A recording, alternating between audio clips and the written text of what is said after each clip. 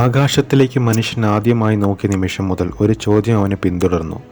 നക്ഷത്രങ്ങൾ വെറും പ്രകാശബിന്ദുക്കളാണോ, അല്ലെങ്കിൽ മനുഷ്യജീവിതവുമായി ബന്ധമുള്ള രഹസ്യ സൂചനകളാണോ? രാത്രിയിൽ ആയിരക്കണക്കിന് നക്ഷത്രങ്ങൾ ഒരേ ക്രമത്തിൽ വീണ്ടും വീണ്ടും പ്രത്യക്ഷപ്പെടുന്നത് മനുഷ്യനെ അത്ഭുതപ്പെടുത്തി.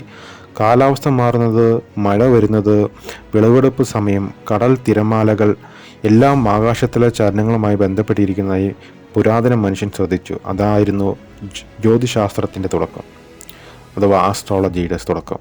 ഇന്നത്തെ ആസ്ട്രോണമിയും ആസ്ട്രോളജിയും ഒരിക്കൽ ഒരേ ശാസ്ത്രമായിരുന്നു.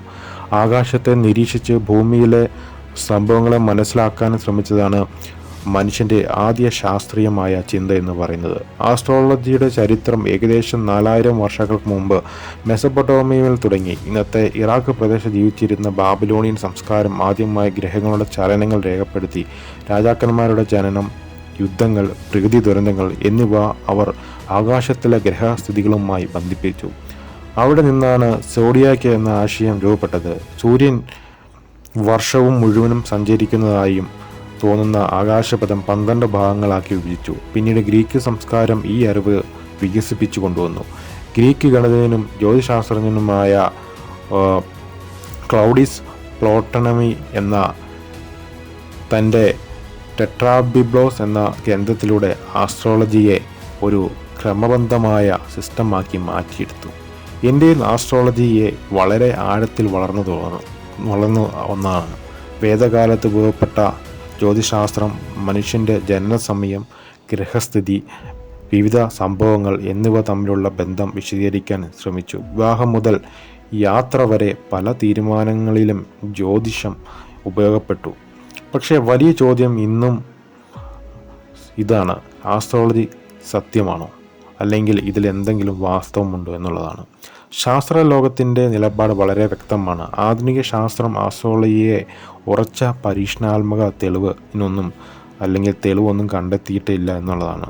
ഒരേ രാശിയിൽ ജനിച്ച കോടിക്കണക്കിന് ആളുകൾ ഒരേ സ്വഭാവം, ഒരേ ജീവിതമോ നയിക്കുന്നില്ല. അതിനാൽ ആസ്ട്രോളജി പ്രഡിക്ഷൻ സയൻസ് അല്ല എന്നാണ് പല സയൻറ്റിസ്റ്റുകളും പറയുന്നത്. എന്നാൽ മറ്റൊരു വശമുണ്ട്. ശരീരവും മനസ്സും പ്രകൃതിയുടെ റിതമുകളാണ് ബന്ധപ്പെട്ട് പ്രവർത്തിക്കുന്നു.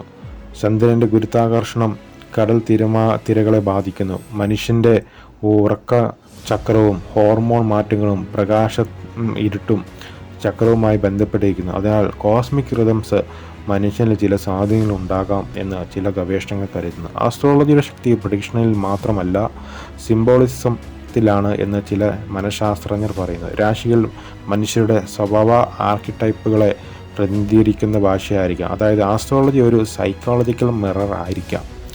മനുഷ്യൻ ഭാവി അറിയാൻ ആഗ്രഹിക്കുന്നു. അനിശ്ചിതത്വം മനുഷ്യനെ ഭയപ്പെടുത്തുന്നു. ആസ്ട്രോളജി മനുഷ്യന് ഒരു ദിശയും അർത്ഥവും നൽകുന്നു. അതുകൊണ്ടാണ് ആയിരക്കണക്കിന് വർഷങ്ങൾ കഴിഞ്ഞിട്ടും ആസ്ട്രോളജി ഇന്നും ലോകമെമ്പാടും നിലനിൽക്കുന്നതിന് കാരണം. ഇപ്പോൾ ചോദ്യം വീണ്ടും നിങ്ങളുടെ മുന്നിലേക്ക് തിരികെ വരുന്നു. ആസ്ട്രോളജി യഥാർത്ഥത്തിൽ ഭാവി പറയുന്ന ഒരു ശാസ്ത്രമോ, അല്ലെങ്കിൽ മനുഷ്യൻ അർത്ഥാന്വേഷണത്തിൻ്റെ ഒരു പുരാതന ഭാഷയോ?